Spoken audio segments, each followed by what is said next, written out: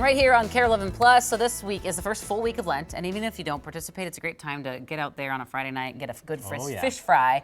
We've got the owner of Smack Shack, Chef Josh Thoma, in the house. Welcome back. I love when you come here. Thanks. I love being here. We always are up to like wild things. You bring such the spread, and it's always a good time. So thanks for being here. Yeah, thanks so much. Thanks for having us. All right, this is your first time with Chef Thoma on. Yes, it is. Yes. What are we making today? Today we're going to make two different fried fish, like fish fries, basically. Okay. So to start, the first one we're going to do is the Alaskan wild caught cod. So this is true Pacific cod. It's not like black cod or Atlantic cod. This is my preference for cod. So one of the tricks that we use to get started is I make sure it's nice and dry to start. It's going to pick up that batter and it's going to stay crispy better that way. So I've got a little paper towel under here. You don't like pre-salt it or anything? Nope. Okay. It's ready to go just like this. We'll salt it when it comes out. So what we're going to do is we're going to go into our tempura batter.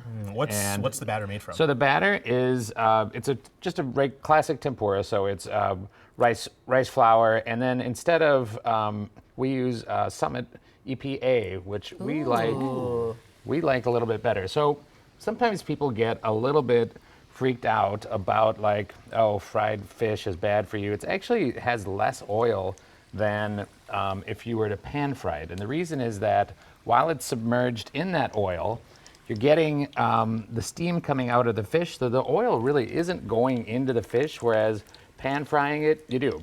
Another great trick greasy, here that you're looking at is that my oil is at about 375 to start, and now I'm going to crank this up because I've got 3 pieces of fish in there. Just get it going a little bit more, and then while those cook, we can talk about some other stuff. So Love it. we've got kind of our 4 Lent specials here, 2 of which are already done over here. We've got our whole red snapper from Florida. That's with what you get when you order it? You're like, I'll get that. That's what you get. Oh, okay. You get That's with, what they bring to your table. That's what they bring That's to a your shareable, table. I would So say. I that's don't know if that's right. shareable for me. So those are lettuce wraps, and they're really great to share. So 2 people could easily have that dish, and you kind of on there you've got some pickled vegetables, some rice, and then some kimchi, and the sauce, that samjang sauce, on the fish isn't too spicy, but it has a little bit of a kick. Okay, prepare the Minnesotans. Prepare, like just let's like sometimes salt can be spicy for Minnesotans. The next dish that we're doing is the fidea. So that's that short pasta, and in that we add a little bit of squid ink. We've got obviously the broiled lobster tail, the jumbo shrimp, and then our tomato vodka sauce goes on that as well. Okay. So with squid ink, I know it adds that black color. What taste does it add? Like, I've always what been is curious the? about that. It adds a little bit of seafood taste to it. Okay. And the great thing is it makes your teeth really black, so you can make fun of your. Maybe not a date night choice. Yes, It's that's the right, first date or Or something. scare your date, kids that's at right. dinner. Yeah. That's right. Or you convince your buddy to do it. Cece and John are on standby, just like, what is happening? Yeah. They're excited They're though. just waiting for So, the food. one way Hi. to the easy way to tell if your fish is done is you cook it to about 145. So people always want to know like how can I tell like if it's Right. done, especially on a bigger piece of fish like this. So I just got my InstaRead thermometer and I'll go in and we're about 79. So we got a Okay, little got we got a some time little to ways go. to go. You don't go based Although- off the browning and the No, coloring. so and especially on a bigger piece of fish like this, it's really nice to be able to use one of those. And while this is still cooking, we'll talk about our next dish. So these are very So many different dishes. types of fish. You can see this is Lake Superior perch. So we've got Oh, I these love small perch. little perch fillets. And while these are frying, I'm gonna just get this battered up. So the way that this is kind of more of almost a shore lunch type of fish fry, and it comes with the classic Wisconsin style, the marbled rye that kind of is a classic scotty. That's why we call it the scotty fish fry. Nothing like a So, scotty fish fry. Too nothing bad like a you can't have the, spotted cow beer on the side. That's right. They only sell that in Scotty. They do.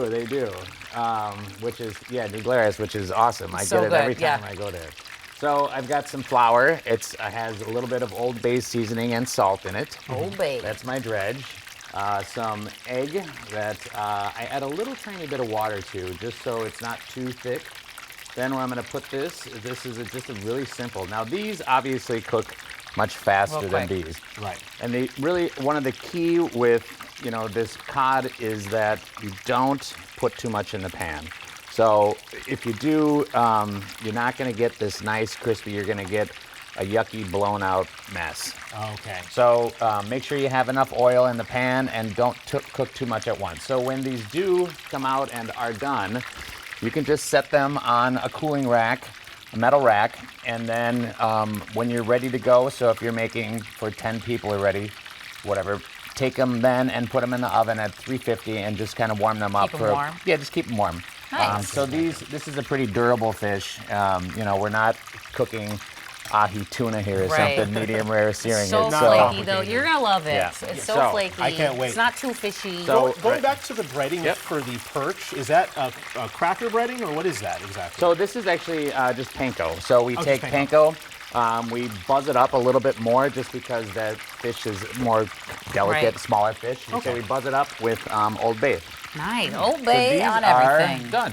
Look at that. That's All so right, quick. we'll come right out. Those are beautiful. And we'll move this guy over here. So folks are coming. You guys are doing this just for the Lenten season, or Yeah, and just- it's well, only we Friday always- nights? So no, it's every night of the week. Oh, sweet. And we always have fish and chips on our menu. This particular cod is on the menu all the time.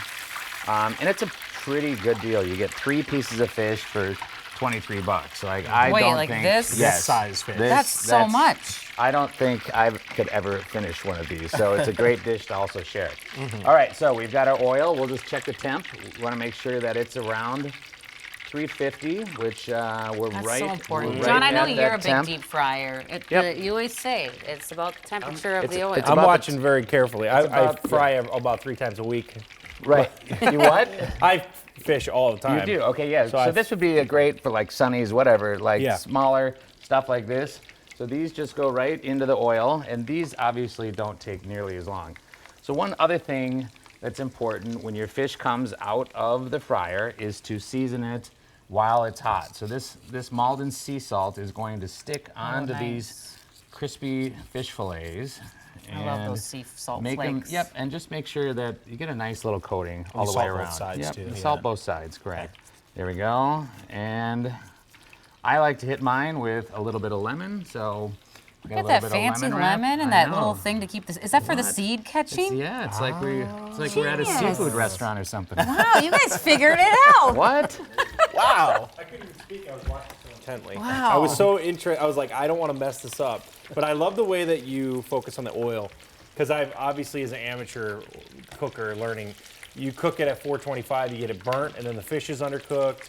Smoke alarms are That going hap- off. Or Right. like you said earlier, something that I do a lot, or when I fail, is you put too much in there, and then they're soggy. Correct. And then so they're gross. That's really important as well. So Wow, we've got that our was like fish. 2 minutes. Yeah, Well, wow. Real fast. these go super fast. So if you have a big group, you can turn these around pretty quickly. Should I salt them? Yeah, let's get after it. What do you put on the Here, I'm side gonna of go- those? What's the side?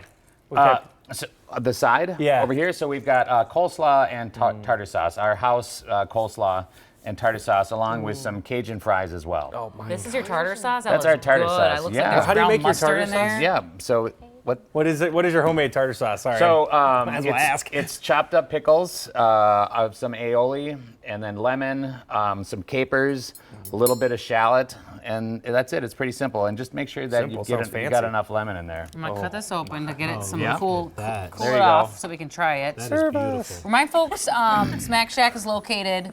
Several locations. We right? have several locations. So these will be available at our Bloomington store over on 494 in France and at our North Loop store on Washington Avenue. And as we were saying, you guys have like, in my opinion, one of the best happy hours around. Oh, It's yeah. so thanks. great. Oh, yeah, our happy hours, and we just switched around some stuff on it. So we kind of get bored of our own food, and that's a big motivation to just to keep changing, Which keep is doing great. new I was dishes. just telling you how much I love the mussels, and you're like, well, we switched it up, but they're still on the menu. They're still Now I on the have to menu. try So it. now they're with the vodka sauce, that same sauce that's on the fidea over there. So come in and try the mussels, and our happy hour runs from 2 to 6, Monday through Friday.